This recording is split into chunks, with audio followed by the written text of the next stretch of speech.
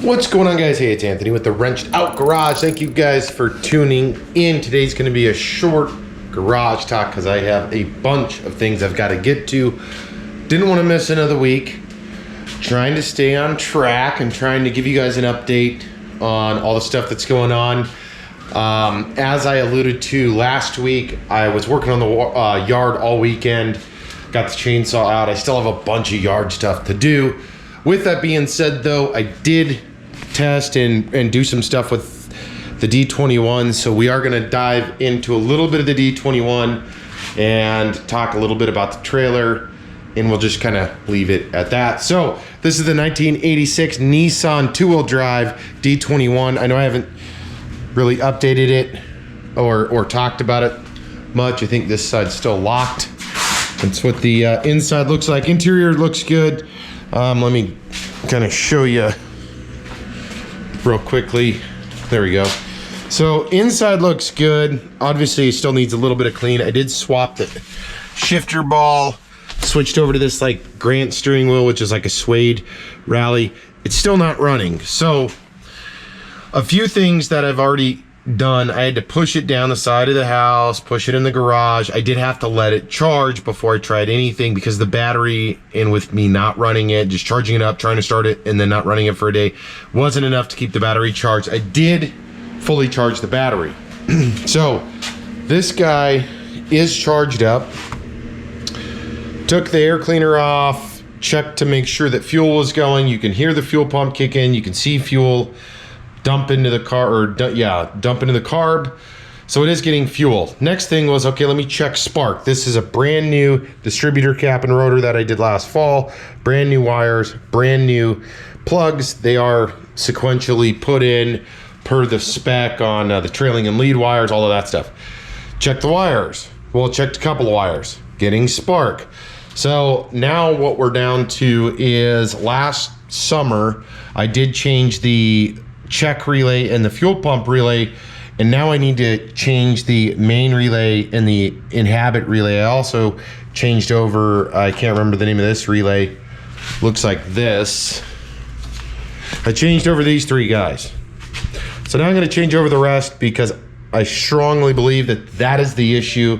So these guys are on order from Amazon, so it's going to be a little bit, kind of sucks because it's going to sit in here probably until I get it done. I may work on other things, may start cleaning it up. But I definitely want to get this running before I start diving into some of the parts that I spoke about with the energy suspension, bushings, and the front shocks and all of that. That is what's going on with the D21. So hopefully, I'm going to order those from Amazon today. So maybe next week, the next garage talk or the next new video that I shoot, I will be able to show you guys this thing run, I'm hoping. For that reason and many others, of course. Other than that, truck's looking pretty good. I did a quick cleanup on the wheels. I did notice I will have to replace the rear tire at some point. I'm getting a little bit of a bulge in the sidewall, so I'll have to look at tires. Talking about tires, I am also ordering a set of tires for the project trailer as well from Amazon. They were cheap. They're like some Hankook series all season tires. They're like $60 or $62 each. Pretty good price, especially for Alaska pricing on new tires. The reason I'm going new tires on that is because obviously I've got flats on there, completely flat. They'll hold air for a couple hours and then they're dead, so I want to junk those. I also need to take them off, clean the wheels, paint the wheels, and then go get the tire swapped. That way when I'm working on the new or when I'm working on the trailer, I have a set of new tires and rims. That way when I'm looking at remounting the fenders and all of that, it's easy, and I can move it around easier, because with the flat tires, it sucks because I have to go out there, air them up, and anywhere I move it to, if I leave it for any amount of time, I have to air them back up, and it's a pain in the ass. So you'll see that project kicking off. I still owe you guys several Silverado videos that are coming.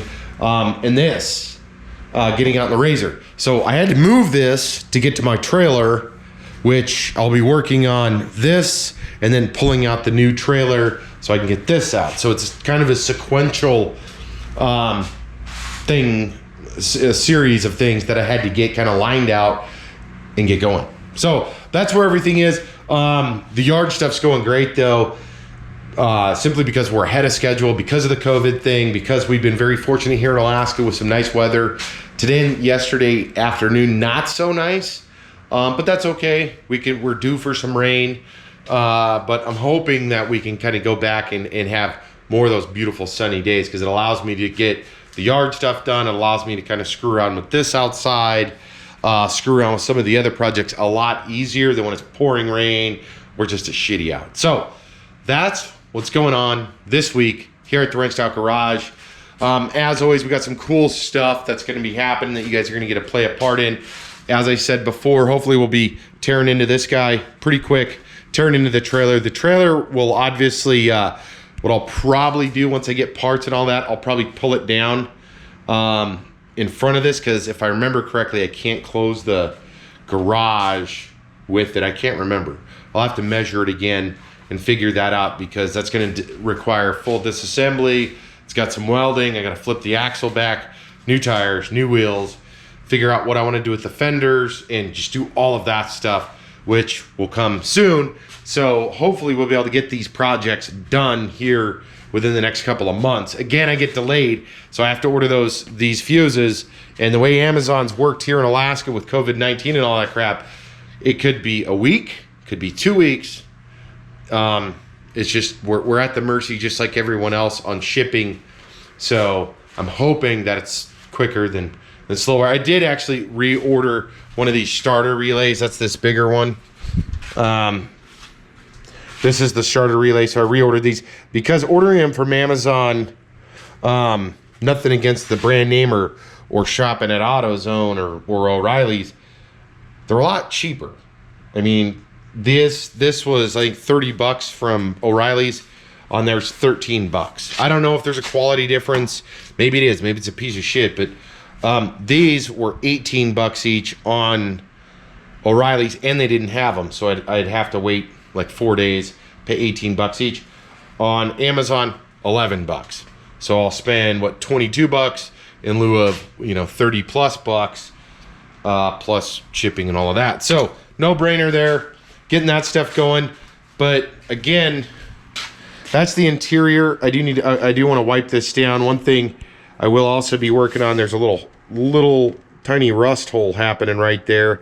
I'm just going to get a piece of sheet metal and then fill it in, because I'm going to look at replacing this carpet, or replacing this fabric with some plush carpet to kind of go with the blue clean theme, and then I'll do a full clean on this and hopefully get this back to original color, and then we'll start looking at some other upgrades. But I do like the interior. The only issue is I got to find a cap for this, and then the side over there, unfortunately, the one piece of dash pad up there is cracking. Other than that, I'll look at how far do I want to take this truck, or do I want to just sell it after I kind of get it running, get the suspension upgrades. That's where I'll make the decision on, do I want to sell it or do I want to keep going? And what keep going means is start tuning and really get into the nuts and bolts to this thing, to where I can go in and grind off and clean the frame and start cleaning everything up and then recoating it. Again, it's not professional, but I can make it look pretty damn good here in my garage on just minor stuff. Like I said, there's some old, you probably can't see it very well with the lighting on this, but just old goofy looking marks on the frame that I was thinking about, just taking some of this stuff apart, hitting it with a nice grinding wheel, smooth it all the way out.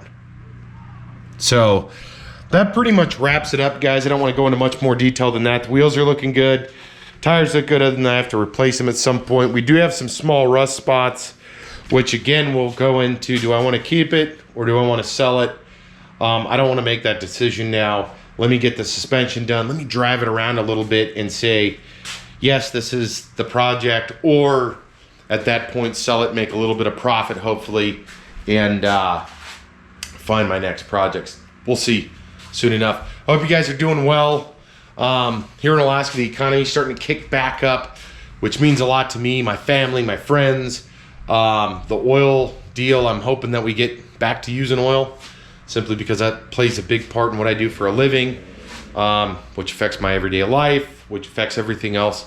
So that's kind of, seems like it's heading in the right direction.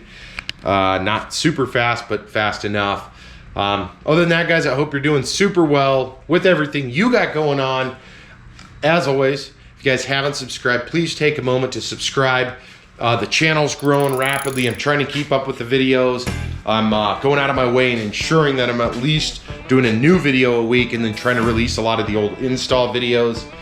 We still have a whole bunch of those and so much more. So when you hit like, when you hit the bell, when you guys are participating in the subscriber and the follower role, it means a lot to me. It helps us continue going down this path in 2020. If you guys are out riding or driving, do it safely, and I'll see you in the next video.